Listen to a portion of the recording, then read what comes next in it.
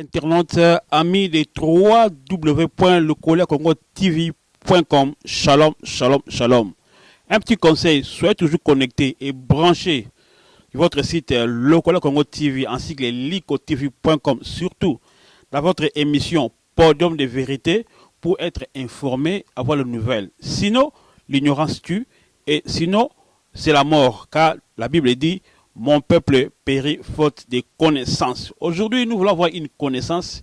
Ça fait pas des nouvelles. Mais quelles nouvelles dans cette émission? Des nouvelles spirituelles, je dirais chrétiennes. Bienvenue dans cette émission, Podium de vérité, en sigle PDV. Ici, nous parlons de la vérité, rien que la vérité. Donc, tu souhaites bien nous voyez, voilà mon émission, il y a Podium de vérité. Où est le site Nabino, le site du peuple pour la promotion humaine, Lecola Congo TV.com. Les missionnaires placés de Jésus, je ne suis pas seul aujourd'hui. Tous la sœur Nabiso Oyo à Kobanda bientôt pour le monde na site Nabino ko sala ba émission culturelle, ba émission surtout. Na lingina pesa yemoko a pesa komunae si mana ko te inviter Nabiso. Mama Mbote. Oui, bonjour, bonjour, sœur Chanel. Chanel Landou. Merci, Ella Chanel Landou. Donc, bon, on a na Lecola Congo TV.com, na ba émission Oyo Mbalasima. Le lot, les hommes de Dieu, je dis bien les hommes de Dieu, mais parmi ces deux hommes de Dieu, ils sont connus dans les milieux chrétiens, vraiment connus, car ils ont beaucoup œuvré dans le champ du Seigneur. Mais il y a une figure prestigieuse de Lecola Congo que vous connaissez déjà. Cette figure, je dois la présenter. Cette personne ou cet homme de Dieu, nous a présenté Zalibongo, pasteur Jari Mouegad. Shalom, l'homme de Dieu. Ah, shalom, missionnaire placé de Jésus. Vous êtes habitué à Lecola Congo. Vous êtes parmi les hommes de Dieu où vous confiance pour Lecola Congo. Bien que Mikole Bélé, quelles sont vos nouvelles? Ah, vraiment, nous sommes très contents que Dieu nous a fait grâce d'être encore ici ensemble, d'être invités. Nous sommes toujours ensemble pour la gloire de Jésus-Christ. Merci beaucoup, pasteur Jari Moyebiye, nabe un docteur, pasteur par rapport à le ligne ne yakopé sa message en Zambie à ken na ba détail mingi enseignant car on a bien que docteur. L'homme de Dieu na monu lolo za yo mokote to zana homme de Dieu onga na yebi o ba chrétien mingi surtout ya Hollande ya France ba yebi disons Europe. Mais na batu on a monu na Lecola Congo TV au ko présenter biso ou yema se présenter et des fois na yo invité auto mingi ngwalelo.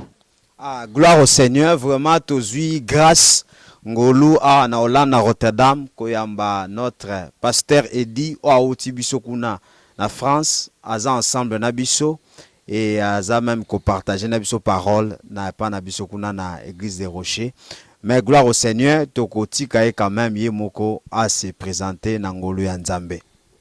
Merci beaucoup pasteur Edi.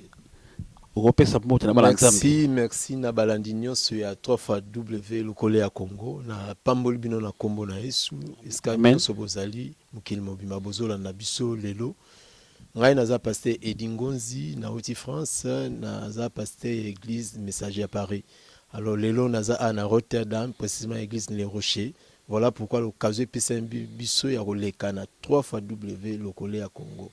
Que Dieu vous bénisse. Pasteur Edi, en tout cas, te souhaitons bienvenue dans l'émission Nabiso. Nebi qui est yebi qui osali pamoli pour na site Nabiso comme homme de Dieu. On nous a mis c'est pour nous vraiment c'est une grande joie et c'est une bénédiction. Donc bienvenue dans cette émission Podium de vérité. Merci beaucoup. Pasteur Edi, question standard. Pasteur Edi, na mission Oyo, la vérité. Na thème nous okoye la biso. Le homme de Dieu. Vérité, c'est la parole de Dieu. Est-ce que vous pouvez mettre beaucoup de vérité, rien que la vérité? Oui, missionnaire Placide de Jésus, nous sommes là pour nous la vérité. Parce que tout ça, sali en Zambie. Tu es awa pour nous la vérité. Naïbi que tu as un pourquoi. Et maloba en Zambie, vers le soir, la lumière apparaîtra. Biso za bateau, Nzamba poni pour vers le soir, toi apparaître lumière. Homme qui les a égarement total. Donc, tu y as aussi le bananzambe. Et le bananzambe, il y a une vérité. De tout le bien. Il y a une vérité en Zambie. Pour te montrer que tu as comme Yesu. Yesu n'a pas vérité, pe solo, pe bomo. Parce que dit dans le thème où beaucoup développer le lot, tout le peuple de Dieu, mais tous les alliés ya biso biyano ezali ya bino mais oyo koloba e ko engager ki bino tout ça d'accord ezandenge wana tokoloba oyo ezali loba na Nzambe pezo engager ke biso na kombo na Yesu. Merci beaucoup bandeko na kansi bolandi le pasteur Edi Ngozi Obaye lelo na l'homme de Dieu pasteur Jari otebi pasteur Jari ceux qui okozwa miko tolingi toyeba lelo boela biso message ya kafu kafu peuple de Dieu atala yo yebisa biso l'homme de Dieu likamunini boelus non qui déjà somo ke beti le kolemo beti to kotanga pourquoi je sens que lelo za moi matata si ko tanga pourquoi awa na otemino pourquoi na sima message ni a pourquoi boeli biso bato ze belé ba na bino partout parce que le Kola Congo TV ezali partout tout ça dans Londres avec famille Timothée ezali kuna tout ça na Suisse avec Fifi Fleur de Lys et puis Demaka tout ça na Belgique, na Sierra Violeta, tout ça partout, na Kin avec Gudil Bisengo, tu peux se monter partout, et ça chaînement international. Message de l'Europe, ça monde, surtout les chrétiens, parce que vous êtes les hommes de Dieu. Tu peux subir nos micros, botter la caméra à Liko TV, boy c'est ni na mukula lelo. Ah, merci beaucoup, missionnaire Placide de Jésus. Donc, Kalamingite Tokope, ça vraiment parole et pas notre pasteur Edingondi Yende ako tangela biso maloba nzambe pe ko exhorter biso toujours parler sur l'apostasie dans ces temps de la fin parce que toza vraiment natan ya soir o Yesu aebsaki biso na mikolo ya suka batu ebele à cause des difficultés, à cause des persécutions, à cause des choses de ce monde, ils vont abandonner la foi afin de se donner na ba doctrine mususu oyo kutu ye atikela bisote. Donc voilà vraiment to sengi na bino bozala attentif toyoka maloba ensemble ya oyo nzamba tche na munoko ya l'homme de Dieu le pasteur Edingondi. Merci beaucoup pasteur. Nous a prions pasteur dit beta le collé eyokana. Na pamboli balandi nyonso a 3 fois W le collé à Congo TV nkola pambola bino na kokende mbala moko na kati ya maloba na Nzambe. Lelo tokoloba bongo likambo ezali apostasie. Oyo ezosalama lelo na mokili biso to aba na Nzambe. Kombo apostasie bamisu barumi tumikisama na tina na yango. Mais apostasie za kombo mongam na bandi yango te ngape mutu na lobi yango te. Mais wuti na maloba na Nzambe apostasie eni koloba abandon de la foi. Alors le quoi toye po na vérité tokotanga na biso na bino liloba na Nzambe na Bible na 1 Timothée chapitre 4 verset 1. Wana tokoyeba ko partager loba oyo ezolakisa biso e apostasie ezanini. Zali mwana Nzambe nyonso zwa Bible na yo na 1 Timothée chapitre 4 verset 1 totangi yango na kombo na Yesu. La Bible déclare: mais l'Esprit dit expressément que dans les derniers temps, quelques-uns abandonneront la foi pour s'attacher à des esprits séducteurs et à des doctrines des démons. Gloire au Seigneur. Donc, le pasteur, Bible lobi na biso boye na 1 Timothée chapitre 4 verset 1. 1 Timothée 4 1. Mais l'Esprit dit expressément que dans les derniers temps, quelques-uns abandonneront la foi pour s'attacher à des esprits séducteurs et à des doctrines de démons. Amen. Amen. Amen. Donc le bananzambe ezo le banabiso clair. Aweza Paul azobisa Timothée, l'Esprit dit expressément. Bien aimé, boyebi langage babengi express. Eza langage moko soki oza pressé to ozozwa taxi. So oza pressé ozelo babengi express parce que oza na tente et comme ça est-ce que ozo kende. Attends. Alors awa Paul azaki apôtre na Nzambe. Azana molimo na Nzambe. Azoloba ke molimo ayebisinga expressément ke na mikona suka bato mingi bako abandonner kondima po bakangama na ba doctrine ya mabe pe ake musika lobi ba doctrine ya ba démon. Tozomona quelque chose ezo manata suka bato mingi bazoko abandonner kondima pona ko kangama na ba doctrine ya ba démon. Eloko ni babengi kondima pe eloko ni babengi doctrine ya ba démon. Po kondimeza nini? Kondimeza loko ozomona te me ozo croire. Mais lelo nini ezo salama Batu mingi baboyi kokwana oyo ezomonana te. Mais balingi mingi oyo ezomonana. Batu bakoti na ba pratique moko eza malamu te. Batu bakoti na kokati ya kosukola batu. Omona mutu azwi mwasi ya batu ya libala. Asukoli nzoto na ye. Azwi mafuta apakoli yo. Omitiki pe lokola likabo basukola yo. Mais pour mona délivrance. Mwana eza maloba na Nzambe te. Oh, liloba na Nzambe Paul azoyebisa ba Romain to tei liloba ya kondima. Liloba tozote eza liloba ko pakola mutu te po azwa délivrance. Oh, tozolanda ba enseignement maloba na Nzambe. Yesu tanga yaki na samoi atei biso maloba ya kondima. Tolandisami na kati ya maloba na Nzambe. Alakisi biso kondima eza nini? Bartimae ngai amona Jésus alobi na ye kondima na yo ebikisa yo. Donc tozomona par là que kondima ne bikisaka mutu. Mais ba pratique mingi ezosama lelo ezesu kondima te.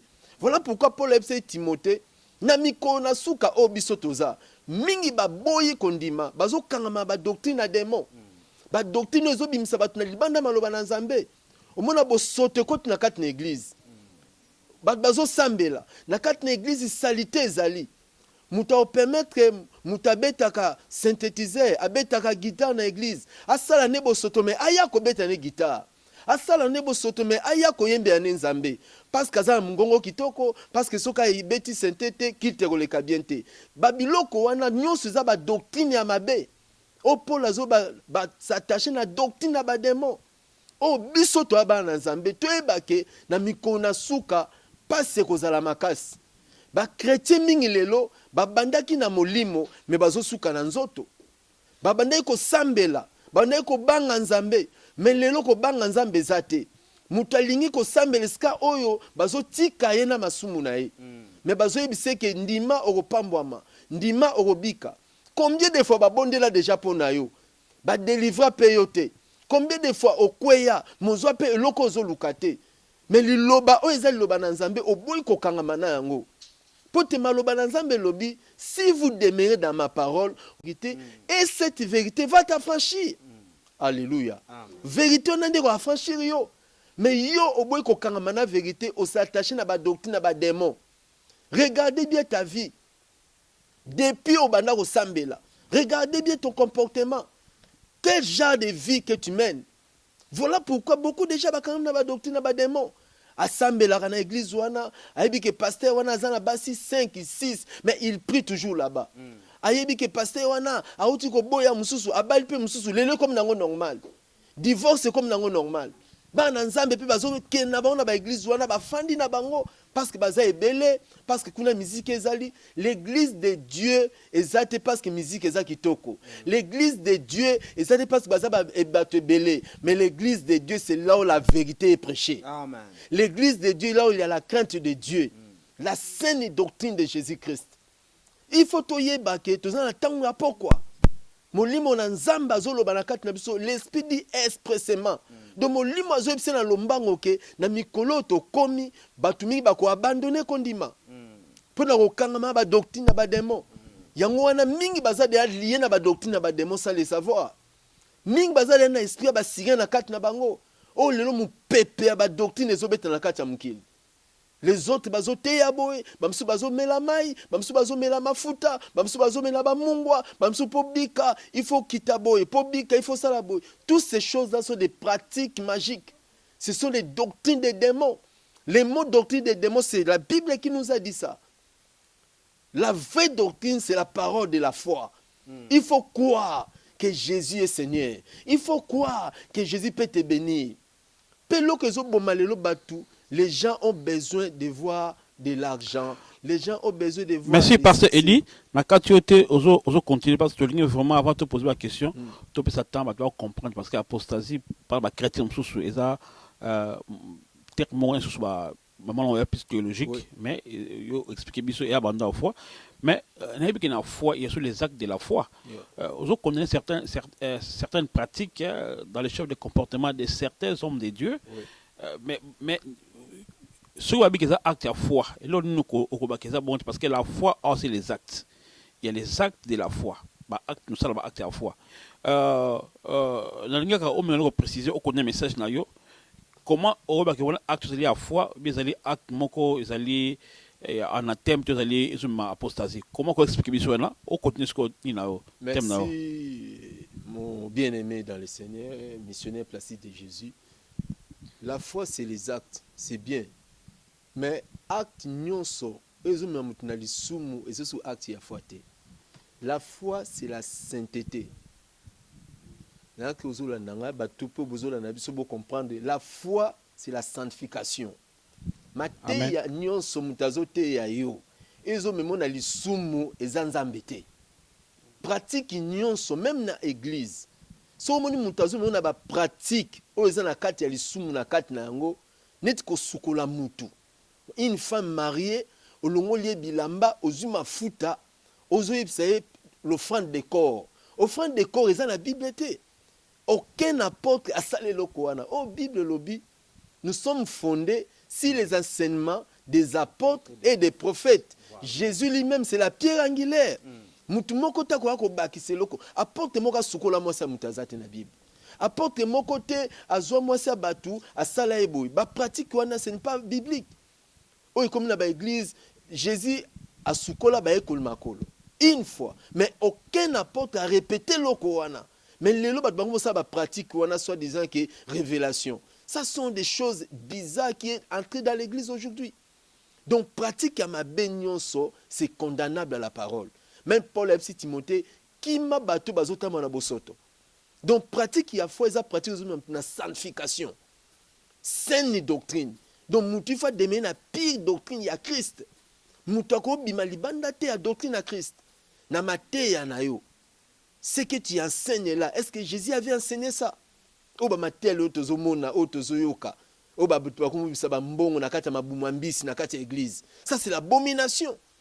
Mais l'église acclame derrière ces choses. Donc c'est clair de voir que ces choses-là sont des doctrines des démons. Nous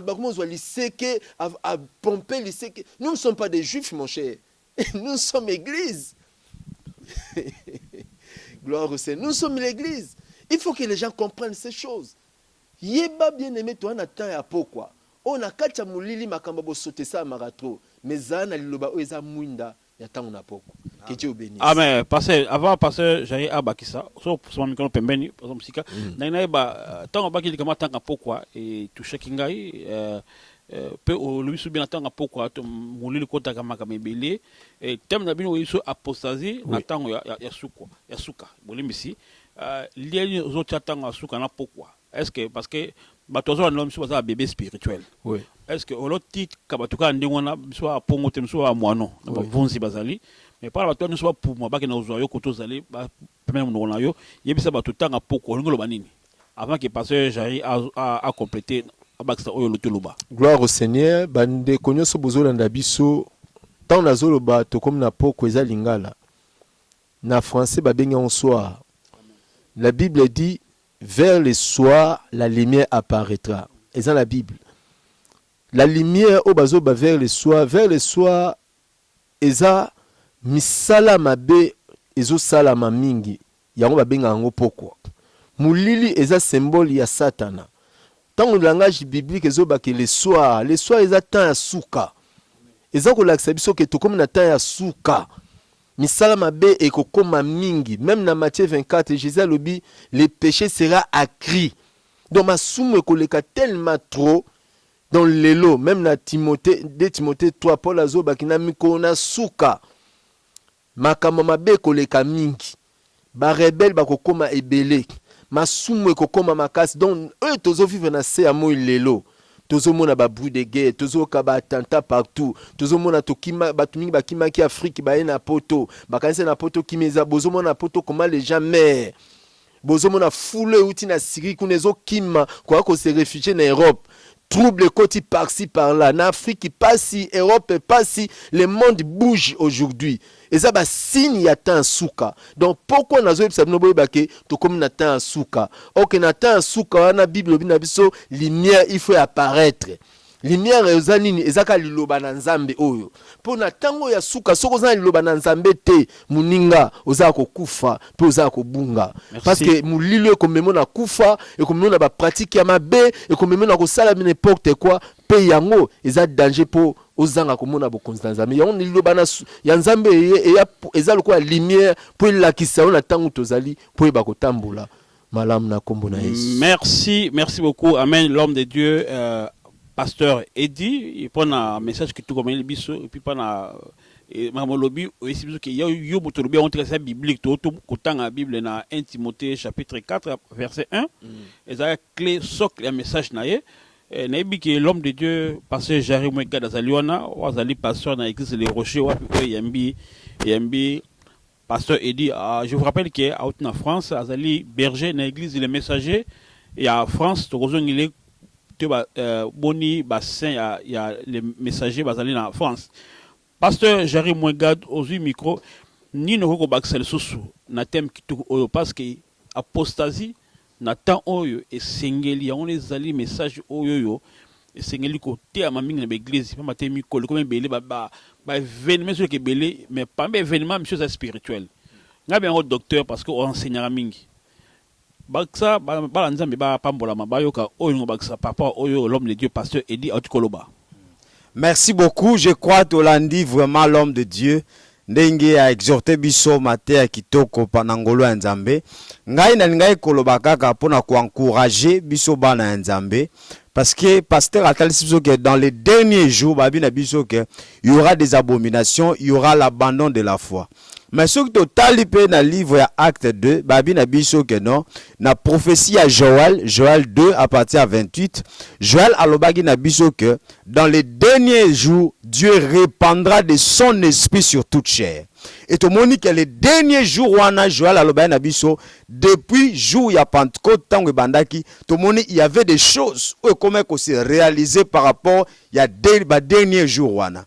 L'une des choses ba biso que non mouvance il y a esprit à koyeba kosala. Donc pour nous dire que biso otoza bana nzambe et pesa mele biso nguya ya ko stopper apostasie na temps oya suka ou bien pour dire mieux ya ko surmonter ya ko dominer apostasie oeza na temps suka parce que nous sommes dans le monde mais nous ne sommes pas de ce monde. Biso toza na esprit supérieur, biso toza na l'esprit de la foi. Comme biso toza na Saint-Esprit de Dieu, toza rempli de l'Esprit de Dieu, tokote ya maloba oyanguya. Médicament pour na apostasie et fléchir les genoux au devant de nous, c'est la parole révélée de Dieu. Et tant que biso, toza na parole fraîche, tant que biso, toza na parole révélée de Dieu, c'est alors que apostasie ata aeko frapper porte liboso na biso toloba apostasie oza na place parce que biso toza na parole authentique. Et nengene c'est biso lelo. Biso ba chrétien partout dans le monde entier. Faisons attention.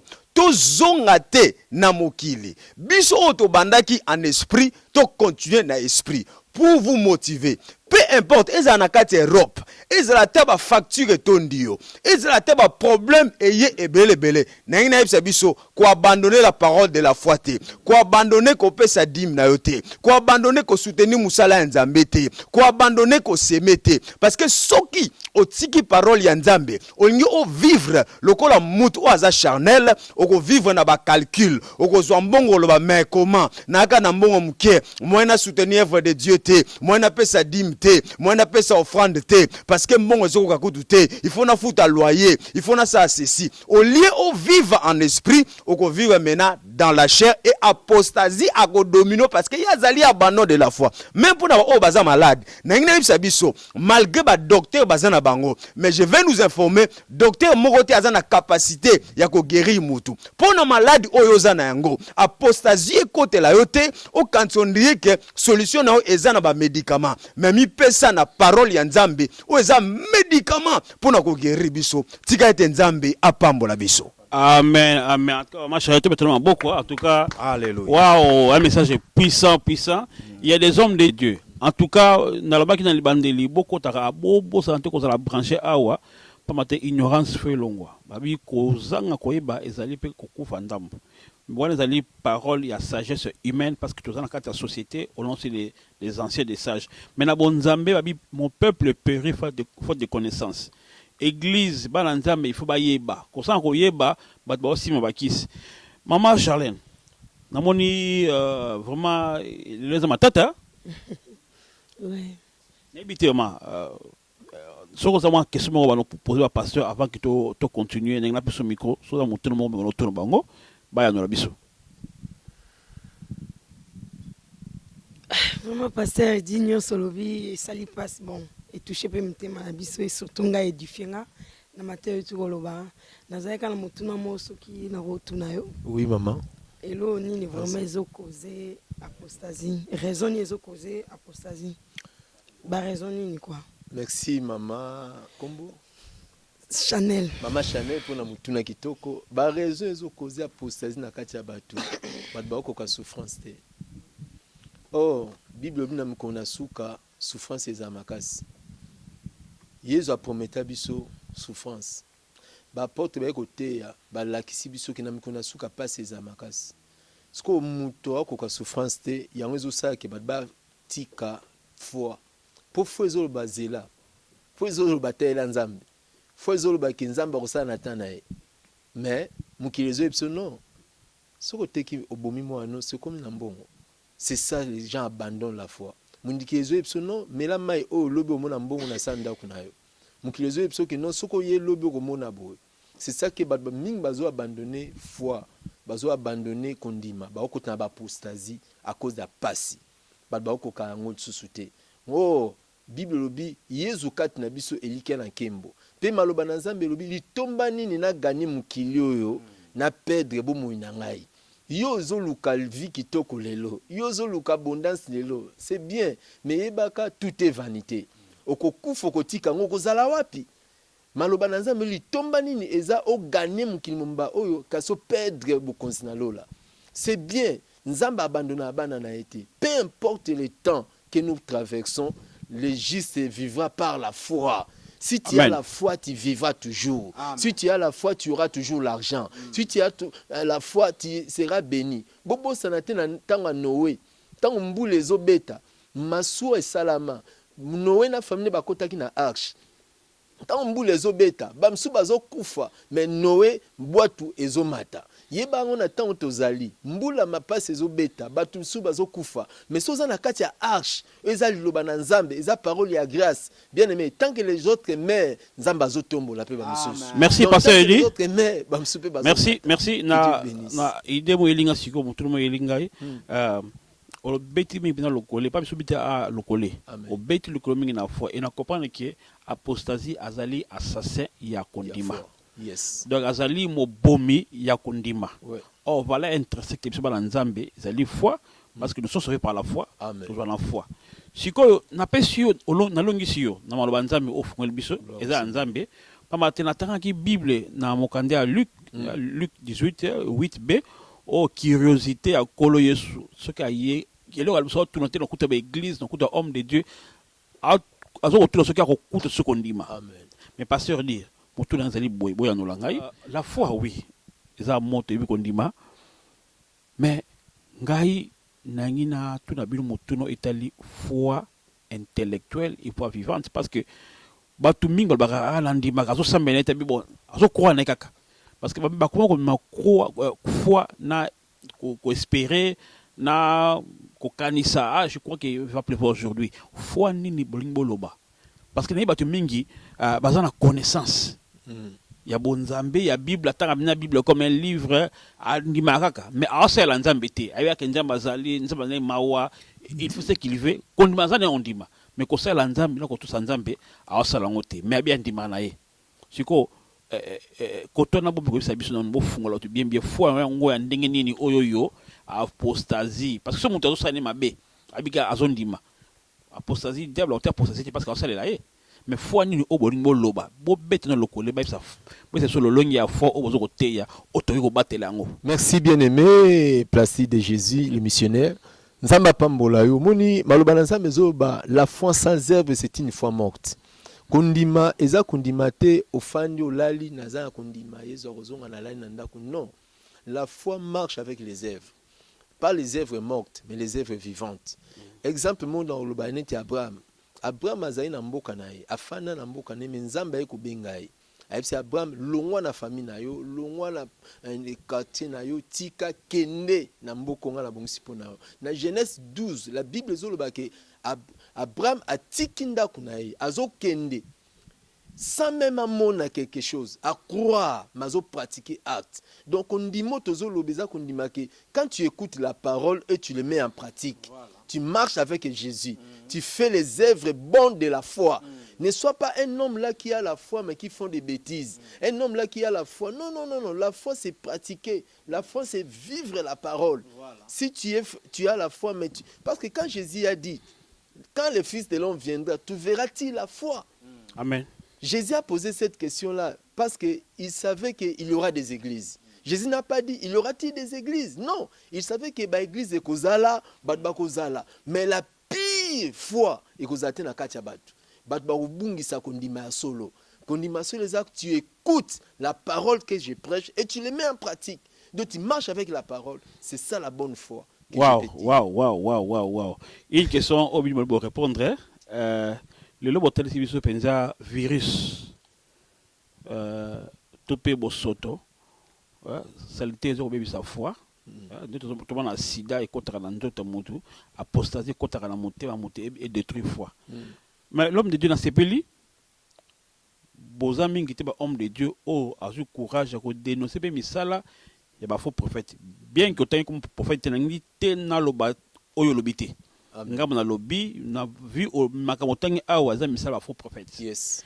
Mais il a remarqué pas ba agent parce que parce que ba raison na question maman Chanel Lando atuna kio ba raison ni tangi tout ça souffrance mais ba agent ba porteur au Satan na personne azoko utiliser pas la comme apostasie ba za pen église avant que libanda ngana be un faux prophète papa a doctrine mais au courage wana était que homme de Dieu au lobby ba pratique parce que ba nzambe ba tout le lo au côté ba réseaux sociaux comme Facebook ba homme de Dieu ba sambwe mais ba zo ba te misala ba faux prophète nzoka ye moko kolo so alba ba faux prophète bazali amen siko na lingi bino ba répondre yo on parler sur ba faux prophète message nous repesa na ba nzambe ba o ba zo ba pratique ya mabe ba zo ba message moko ba doctrine moko bien te nako citer parce que ça na citer ba doctrine mabe et que ce taïmo yebi ba tel message oyo net réseau to ku fa bala muka ba to ko croire plus muta ku fa la muki koleka na pasteur église na imoko muta na epoto comme ko za prophète ne mo akin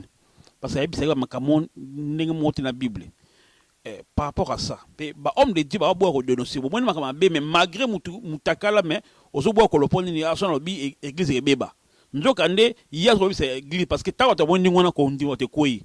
Mais je suis comme courage sur l'homme. Et puis, pasteur Jarry, par rapport à faiblesse humaine.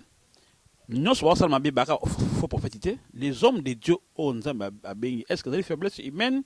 Tout ça dit qu'à Benjamin a été prédicateur, mais comme si pasteur, parce que tout prédicateur, tout modérateur n'est pas pasteur, n'est pas dans un ministère. Alors, par rapport à Bilokwana, on a pèse matière, faiblesse homme de Dieu, c'est pourtant jusqu'à quand?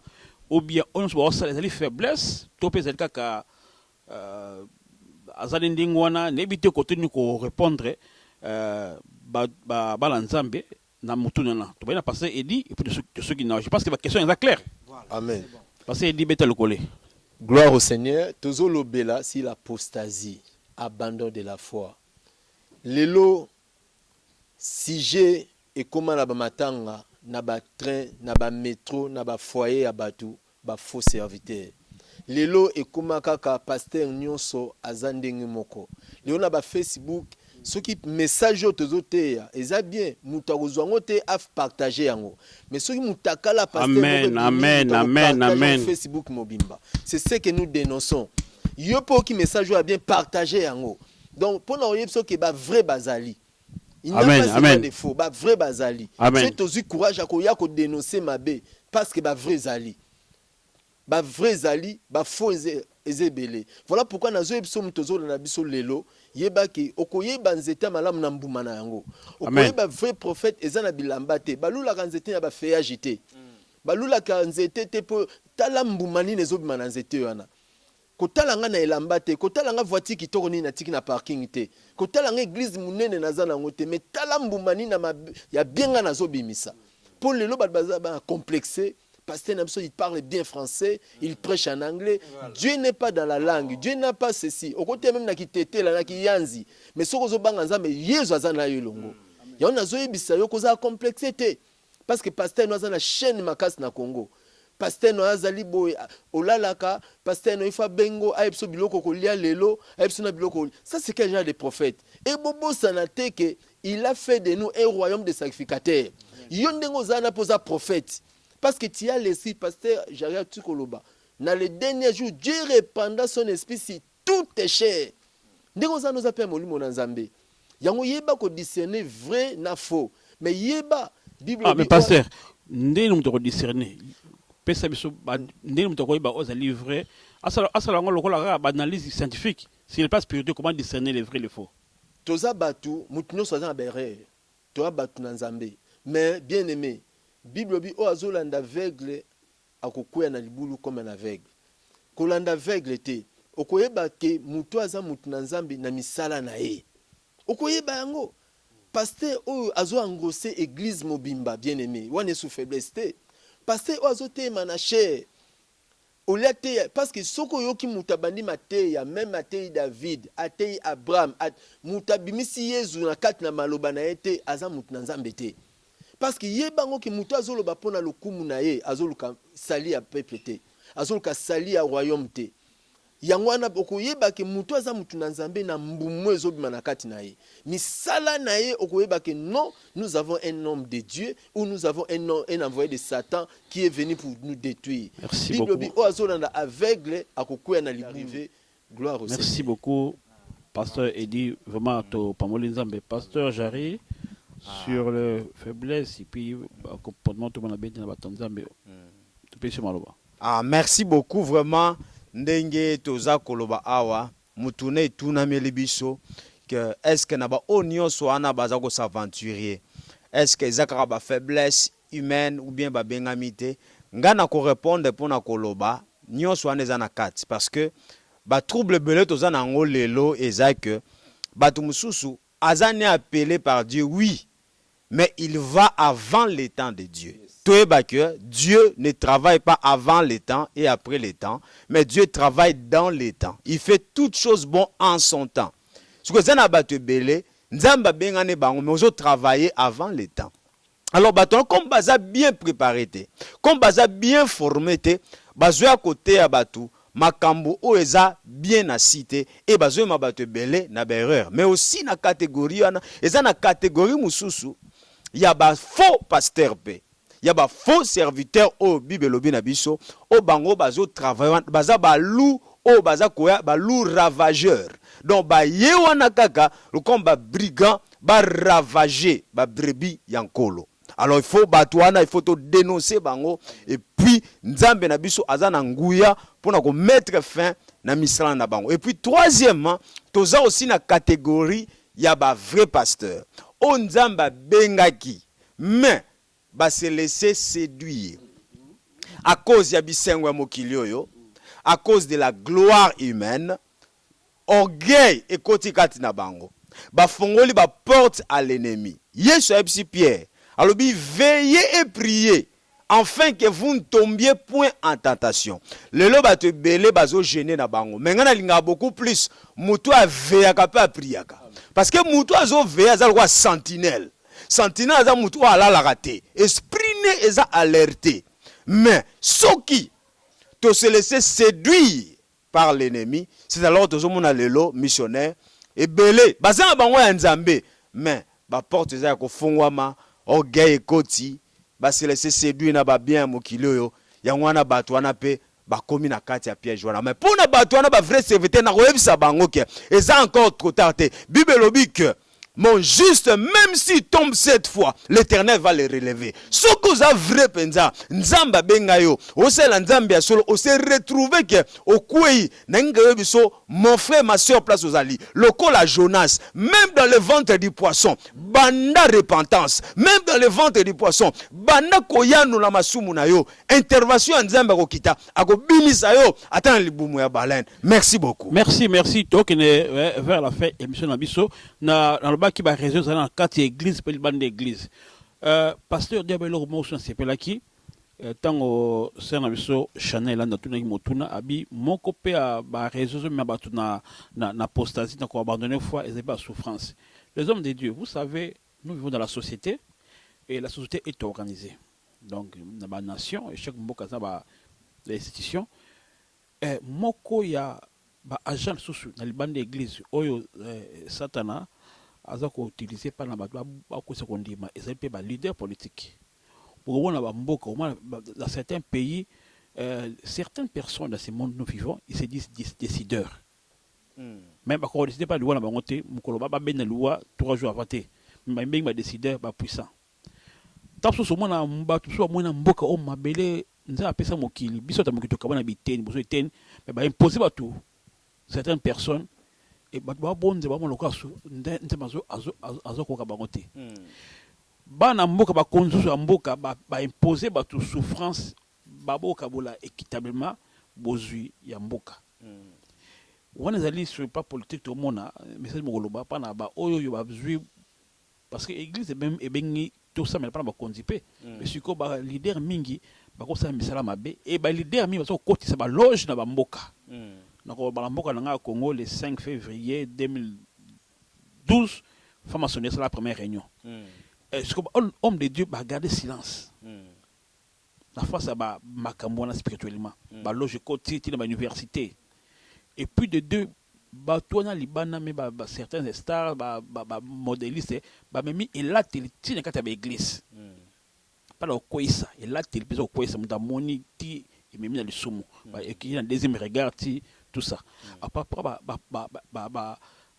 influence extérieure na pesika quelques exemples influence extérieure comment est-ce que beaucoup stopper ngo et message beaucoup pesa bana ba nzambe nzambe salati tala biso kutumboka to souffrir to zana boye pasi bitumba ba bon la que ni renza masalite ba kumukina ba bokoko moni le recevoir kina bokoko pas ba montrer que souffrance et leki nzamba wa salate siko boyo bik sa peuple mais c'est il y a espoir il y a kimia il y a assurance il y a foi bo pesa ba nzambe malgré ba souffrance malgré ba injustice parce que tout comme il y a exploitation de l'homme par l'homme na lingi bo beta le coller.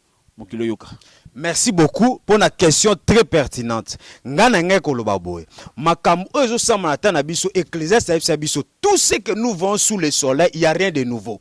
Makambo biso tozo vivre, to vekan même na temps Eli. Eli tant apparaîtra ka. Bible lobi na biso Israël a comme ko semble ba nzambe ya Baal parce que Jézabel azalaki ona et puis roi ezalaki Akab. Roi Akab o ami pesaki et pas ya ba puissance moko occulte à cause de Jézabel. Mais to mona ki solution ya nzambe atinda ki son messager Eli, l'homme de feu. Donc na yiko yebisa biso oyo toza na kati ya biloko wana yosala na biso église toba ke toza fort. Bible lobi na biso si mon peuple sur qui est invoqué mon nom, s'humilie et prie, cherche ma face, se détourne de ces mauvaises voies. Moi, Dieu, je vais descendre, je vais guérir son pays. Donc, ezo sengana biso toza bana nzambe. Place to se compromettre qui. Eza biso ba pasteur, ba prophète. Place to tika ki ba porte ouverte pour que Satan asakana biso. To se repentir d'abord devant nzambe. Et tant que to se repentir, to luka nzambe na ba dimension. Nzambe aza capable na ba prier na biso ba jeune. To ko faire asseoir, to ko assujettir ba serpent, ba scorpion, puissance nyonso occultisme, lo lenge nzambe alakisaki na temps Eli alobi si Baal est Dieu. Troyeba lelo soki nzambe Eli mutaza nzambe ya solo, soki nzambe ya Baal nde aza nzambe ya solo. Mais na suka to monaki ke nzambe ya Eli aza nzambe ya solo, même temps Élisée ayaki toujours sous l'esprit de l'É, to moni que Jézabel ba boaki même des fenêtres ti akoyaki ba panzaki ba temple ya Jézabel ba metaki fin na ba œuvre à Jézabel pour nous dire il y a de l'espoir. Soki to luki nzambe to se repentir, repentance nationale ya mboka en tant que biso bana nzambe to komona nzambe à côté le mana intervention rapide. Merci. Amen. Pasteur Eddy. En tout cas, merci, Pasteur Jarry. Nazo Lobaka Kaboué, passage Mokezana 1 Timothée chapitre 6, verset 8, Tina 11, Malobana Nzambe lobi, si donc nous avons la nourriture et les vêtements, cela nous suffira. Mais ceux qui veulent s'enrichir tombera dans les tentations, dans les pièges et dans les beaucoup de désirs insensés et pernicieux qui plongent les hommes dans la ruine et la perdition, car l'amour de l'argent est une racine de tous les maux. Et quelques-uns étant possédés se sont égarés loin de la foi et se sont jetés eux-mêmes dans les biens des tourments, Pour toi, homme de Dieu, fuis ces choses et recherche la justice. Merci pour na mutuna. Nazolo bakaka boye yo mwana nzambe ozali esika yo ozali yeba ki nzamba ebio. Toi na monde oyo injustice eza makasi. À César ce qui est à César, à Dieu ce qui est à Dieu. Mais tant que ba na nzambe nzambe jamais otika biso te. Nzamba za toujours na biso. Ko kweta na piège ya satana te, ko luka eloko te na makasi poko ya na piège ya satana. Maloba na nzambe lobi ba o bazoluka, ba s'enrichir mingi ba ko na piège ya satan. Pona mboka eza nzambe. Na koleka mukena lobake RDC mboka na biso eza mboka bilaka nzambe. Nzamba loba pona Congo, nzamba kosala na mboka wana. Mais yo ozo saka na mboka wana, yo ozo ya lelo na munduki pona koboma batu pozo pouvoir yebaka o abomaka na épée akokufa na épée. Mais mboka wana vouloir ou pas un Amen. jour congolais to yemba alléluia. Gloire au Nzamba Seigneur. kosala na Congo, que Dieu vous bénisse. Amen. Voilà, vraiment merci mingi et ça plaisir parce que comme abino ne tout ce qui question sur que pas la Chanel pas na to clore biso na biso. Amen. Nasifi Mateo Toloba. Nzamba zalokum pour na mboka na biso Congo pour ngape na congolaise. Siko mutuna nangeza papa homme de Dieu na solution nini omemeli biso pona kolongola apostasie. Solution na memi pona kolongola apostasie na sengi na bino bo garder kondima pire. Batela kondima na yo ata pasi ata minyoko Yesu arutika yo te. Maloba na nzambe lobi abandonaka ba oya ete. Satan akosa yo te po okima apostasie na ta suka awa batela kondima banga nzambe. Kopesa matoi na yo na mateya nyonso te, kopesa makolo na yo na église nyonso te. Yebe sikozo kota, yebe sikozo sambela, yeba nani oyo nazolanda. C'est très très important. Pour te sokolani aveugle beaucoup ane na libulu. Fungola mispe comprendre que tant ozali yoka maloba kondima, maloba oyo eza maloba na nzambe. Batela yango, batela sanctification. Église était à la sanctification, ce n'est pas l'église du Seigneur. Église est préparée na Jésus, ce n'est pas l'église du Seigneur. Alors garde ta foi pour okima apostasie parce que tozana ata suka. Apostasie kozala, mais pour qui melango, ko ki menzaka na obanga nzambe. Garde ta foi, crains l'Éternel et Dieu sera avec toi. Que Dieu te bénisse. Merci, nous voici à la fin. Tu peux passer à pasteur mot de la fin par rapport à ya Mkwalelo, tout s'appelle Minko Mabino. Ba homme de Dieu besoin nabino, message nabino asuka et conseil au pesa pendant homme de Dieu, surtout ba oyo ba côté en politique, pendant tembo ke bongame, pendant terrain na bango, pendant ba homme de Dieu pendant conflit, tout le monde a conflit homme de Dieu et ça comme ma mingi apostasie et pas homme de Dieu la chair de la vérité comme chair à des mensonges nous tona n'ébiter message ni beaucoup pesa. Donc mot de la fin na ba ndimi na ba chrétien na ba famille to comme na fin de l'année hein. Apostasie, c'est le message il y a fin, il y a Mokili, mais à la fin de l'année, il y a 2015. Quel message est-ce que vous ça? Même dans une minute, c'est pas de clôturer.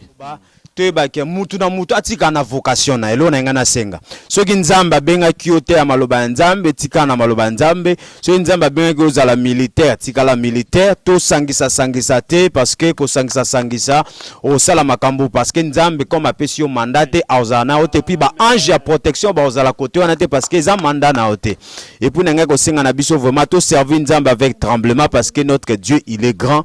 Merci vraiment à biso nyonso tozolanda biso tozana pona ko se compléter pour nous céder. Nous sommes tous des frères et sœurs.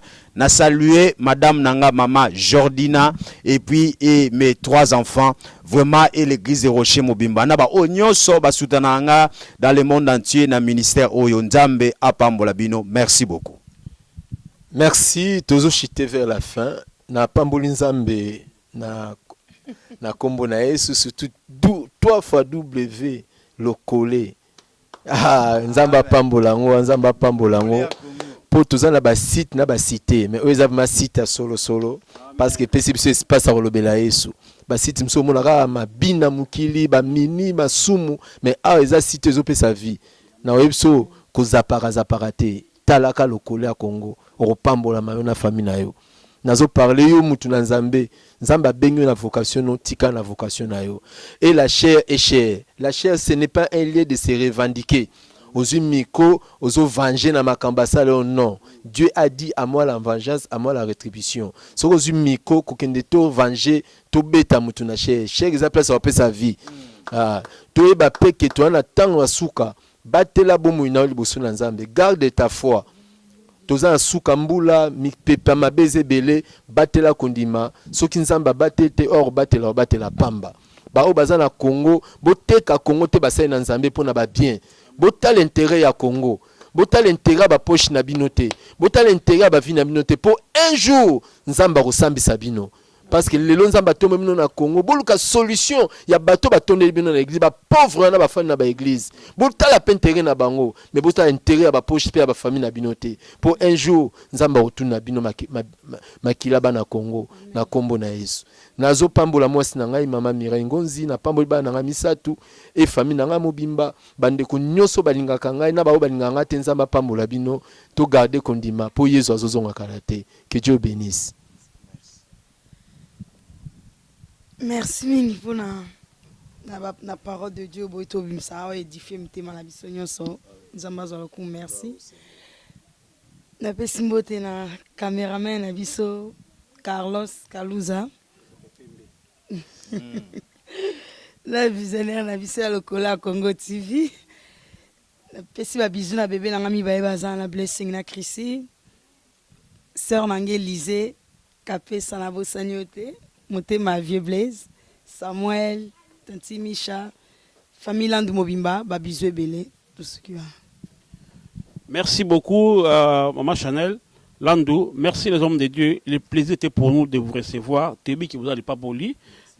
Pasteur Eddie, tu recevras bénédiction au Pamol Bisso. Tu sois en communion sur Christ. Comme Otnanza, mais Awanebi qui est journal le lot.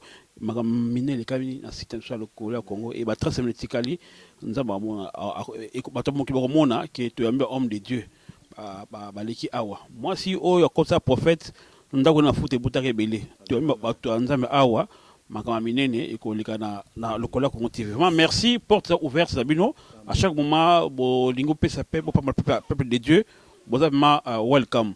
Merci na directeur na biso Carlos Kaluza to bien mère blanche mi s'appelle Pembe Musala Malamu, te pesi merci na bato nyonso o ba soutenir biso. Bato nyonso soutenir le Congo TV na ba prière, na ba don, na ba conseil. Maman Magui capitaine en France, merci. Leki na ngai Nicole Ngadi. Maman ya ba triple, ba Mayas Glady Mayas Jansi bon surtout te pose un merci parce que par exemple oyo na niveau France par exemple Simba Bendele ya le collègue à Congo vraiment nzamba pambola mère triple na papa molonga na ye Guy Radio vraiment tout ça reconnaissant na obosala merci parce que ça anniversaire bientôt ya ba triple en passe moi c'est ma boîte ba la misato. OK. Aussi 18 ans. Ah gloire à Dieu. Ah ba homme de ba pambolé bino donc Pambolio na kombo na Yesu. J'en profite l'occasion aussi pour dire mes meilleurs vœux de bonheur, bonne santé, prospérité à tous les balandi à 3 fois W le Collet TV Kolo à Pambola binope ma famille partout où vous êtes mes meilleurs vœux au nom de Jésus-Christ. Mayas, aussi le Pambola, homme de Dieu, Mayas Chancy, Mayas Christy, na Mayas Glady, vraiment bon anniversaire, 18 ans, beaucoup de grandes personnes. Vraiment merci, maman Juliana, journaliste na biso, le lot, passé cérémonie était, occupation famille, il est à la thème mbala samoromo na ye, azali ko sunga pe Chanel na musala, o baza ko sala, na bosanité. Adrien Ngabou, pas anniversaire à moi naie, à soutenir biso mingi, vraiment merci mingi, na bande ko nyonso, pour ça et belé, moto tanga nyoso salité au bo soutenir biso. Merci na Angèle Siki, na ba naie, merci na Hollandais et merci bande surtout. Quant à moi je dis au revoir et à la prochaine émission. God bless you.